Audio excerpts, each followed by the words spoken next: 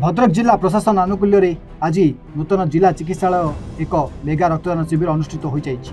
भद्रक जिला प्रशासन और 7म ओडिशा बाटालियन एनसीसी और ओडिशा रेड क्रॉस शाखा तरफ एक मेगा रक्तदान शिविर अनुष्ठित हो जाइछि।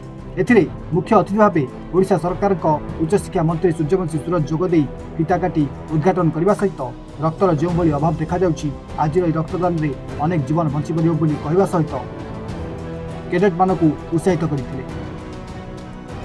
सेहीपरि आज रक्तदान शिविर भद्रक सांसद अभिमन्यु सेठी, विधायक सीतांशु शेखर महापात्र, जिलापाल दिलीप राउतराय, एसपी मनोज राउत, भारप्राप्त जिला चिकित्सा अधिकारी सुधीर रंजन नायक उपस्थित रही रक्तदाता मानकु उत्साहित करथिले। आज रक्तदान दिवस अवसर में 1000 रु ऊर्ध्व यूनिट ग्रहण कर जिलापाल, जहाँ एक रेकर्ड संख्यक बोली सूचना मिली।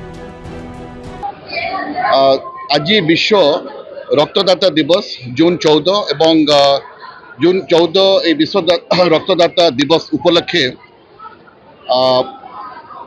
भद्रक जिला प्रशासन एवं एनसीसी डायरेक्टरेट एवं रेड क्रॉस ए तीन मुख्य अंशीदार ए कार्यक्रम में सामिल होती एवं आमको डिपार्टमेंट ऑफ हायर एजुकेशन एवं डिपार्टमेंट ऑफ हेल्थ सहयोग हाथ बढ़ाई। विश्व रक्तदान दिवस यही अवसर में आज भद्रक जिला प्रशासन एवं एनसीसी मिलित प्रयास रे आज भद्रक मुख्य डाक्तरखाना परिसर एक विशाल रक्तदान शिविर अनुष्ठित होती। जो विश्व रक्तदान दिवस अवसर में आज एनसीसी जिला प्रशासन तरफ समन्वय जो भाव में 1000 यूनिट टार्गेट निया जाइछि।